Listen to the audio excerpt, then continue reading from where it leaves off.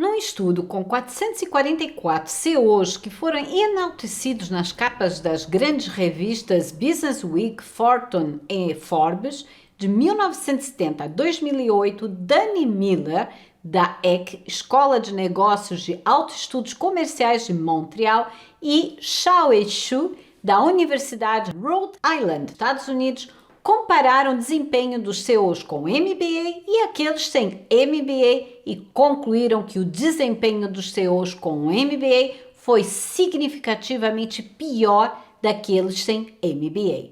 No outro estudo, em 2017, ocorreu semelhante conclusão.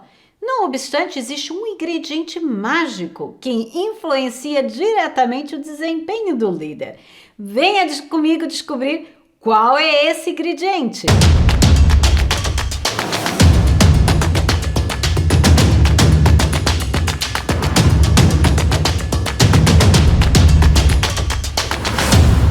Seja muito bem-vindo ao meu canal. Eu sou Karina Kimi, criadora da More Humanistic Methodology, e aqui falamos sobre liderança e desenvolvimento humano. É um prazer estar aqui mais uma vez consigo e hoje iremos desbravar o tema da autoliderança nos litros de conhecimento. Bom, há 4 anos tive um cliente, Carlos, CEO de um grupo de empresas aqui no Brasil, com filiais em vários estados, sendo que a sede é em São Paulo, que após um processo de trabalho de mentoria comigo, afirmou que embora o seu MBA com uma das mais reverenciadas universidades nos Estados Unidos tinha sido um bom investimento em termos de gestão, não teve a profundidade nem a transformação prática que o processo comigo havia lhe causado. Ele constatou que havia desenvolvido de forma rápida competências cruciais de liderança, evitado decisões erradas e eliminado pontos cegos que o limitavam.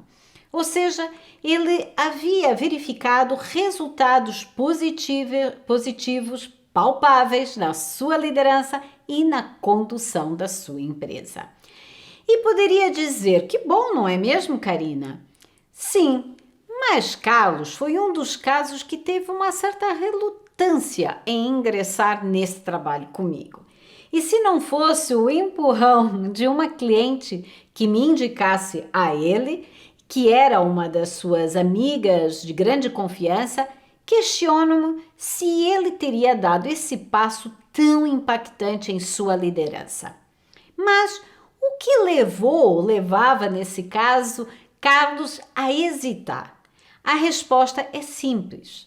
Entre a escolha de pagar um MBA e um processo de desenvolvimento de liderança com foco no seu trabalho interno, executivos e empresários tendem a pensar que o MBA lhes dará mais retorno do que o investimento no seu processo pessoal.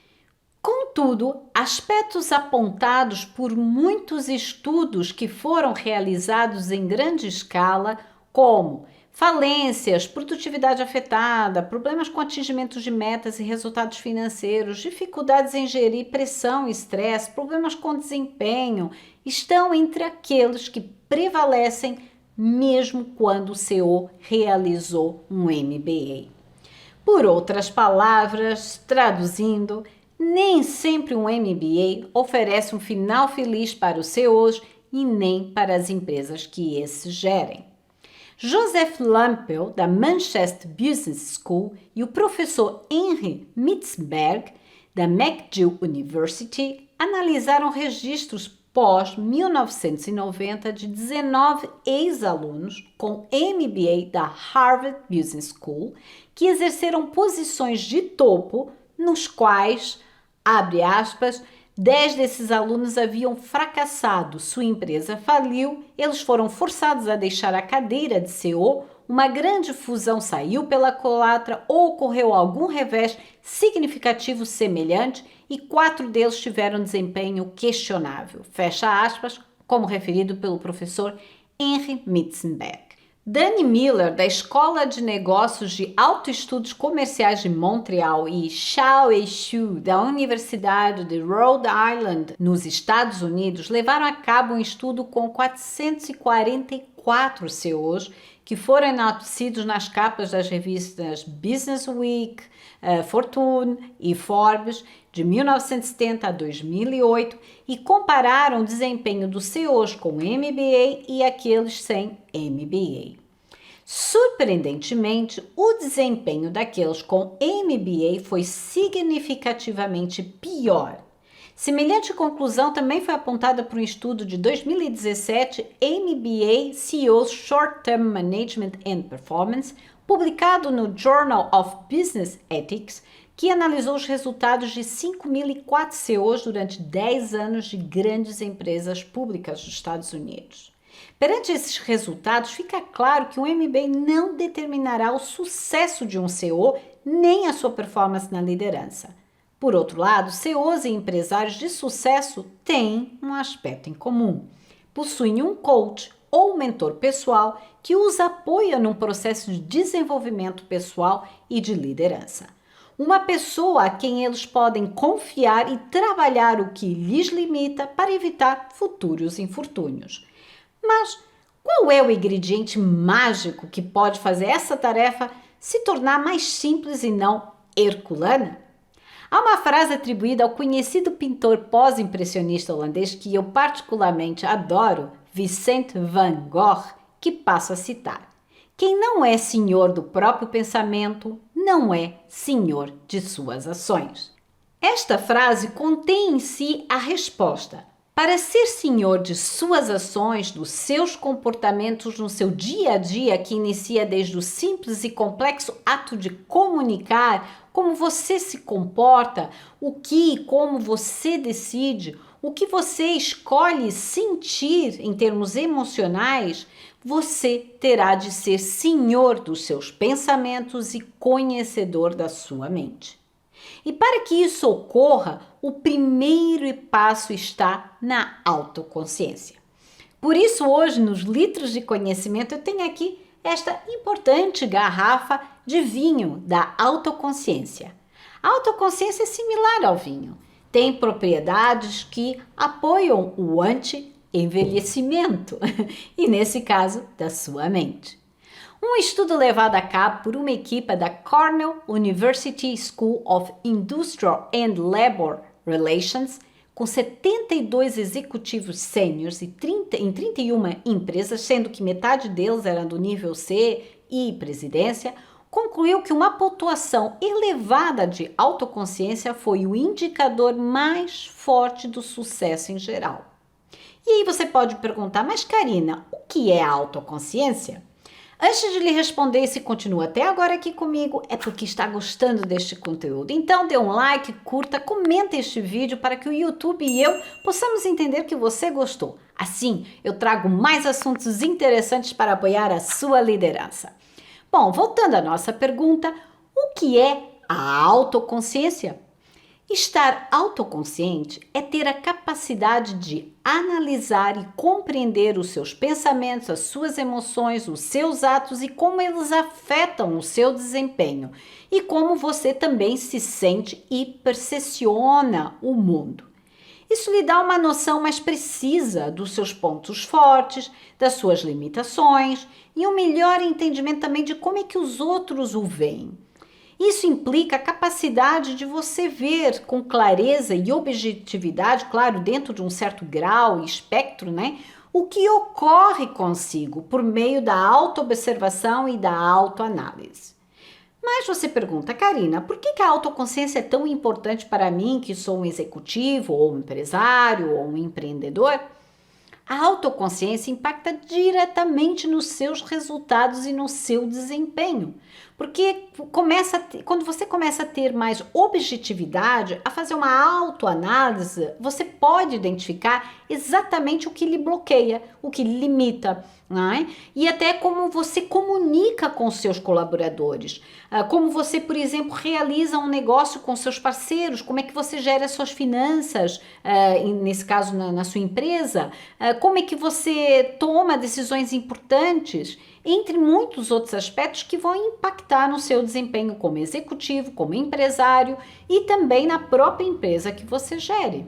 Então, quando você começa a ganhar consciência de si, você é mais capaz de se ouvir, de estar ciente do que você disse no momento exato em que falou, é capaz de entender melhor o seu mundo emocional e como é que as emoções estão influenciando, por exemplo, negativamente numa negociação ou até na sua gestão de equipe, por exemplo. E a partir dessa tomada de consciência dessas limitações ou desses bloqueios ou de certas dificuldades, você passa a mudar e corrigir as suas atitudes.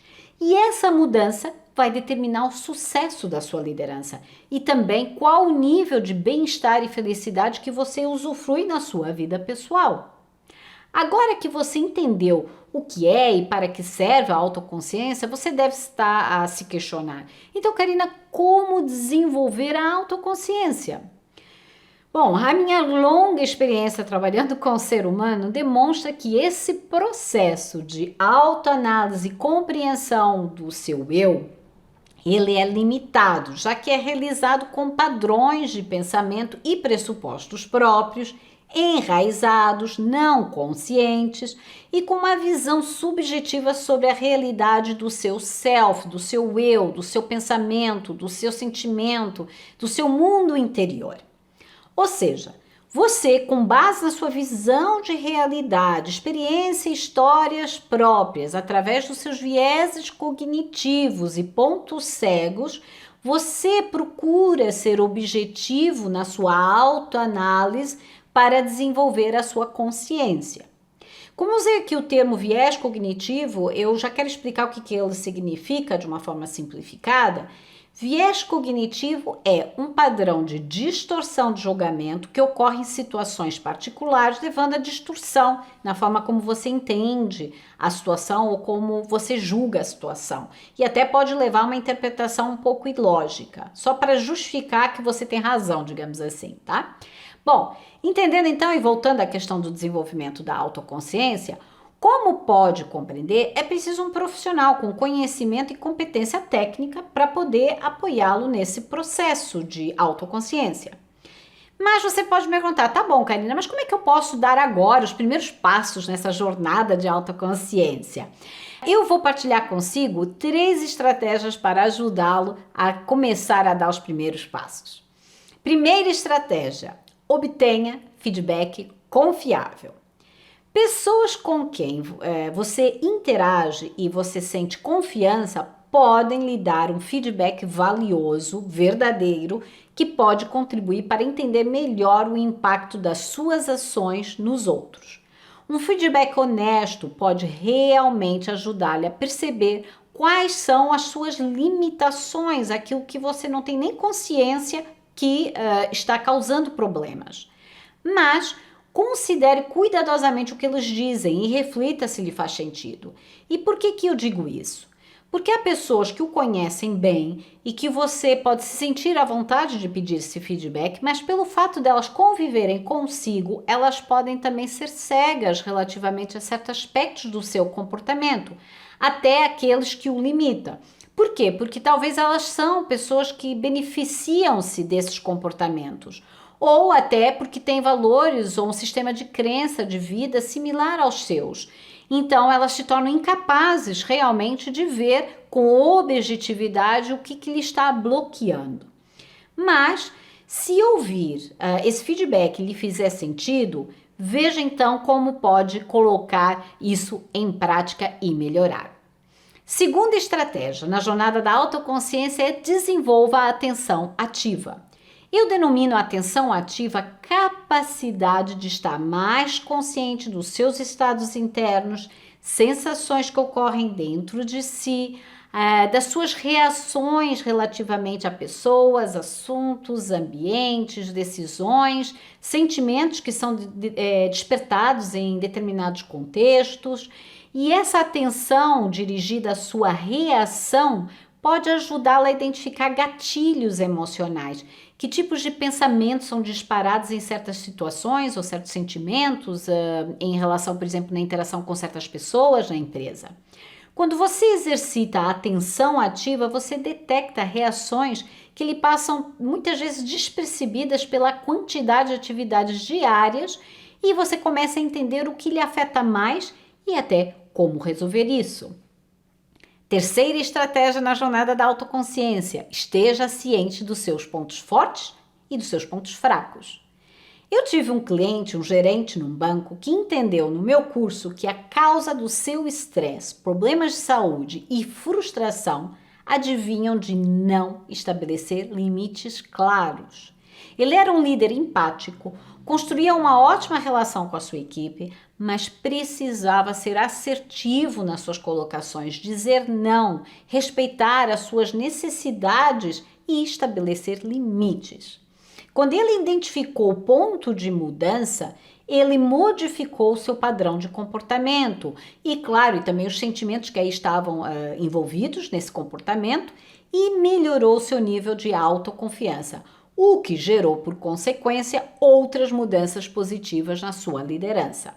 Então, com este exemplo, fica evidente a importância de identificar padrões de comportamento que lhe tolhem, que não lhe permitem agir ou responder às situações da forma como você desejaria ou ainda ter atitudes que sejam mais benéficas para a sua empresa e para a sua liderança. Eu geralmente digo que quando você muda, você passa a ter em seu poder outras opções no seu arsenal pessoal para responder aos desafios.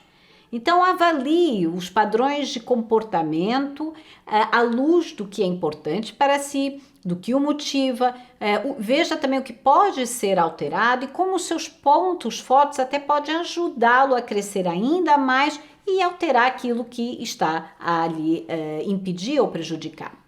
E para apoiá-lo ainda mais neste tema, no final deste vídeo eu vou deixar 2 vídeos no card sobre autoconsciência que estão na minha playlist de desenvolvimento pessoal e aí você pode clicar e aprofundar ainda mais esse assunto sobre a autoconsciência.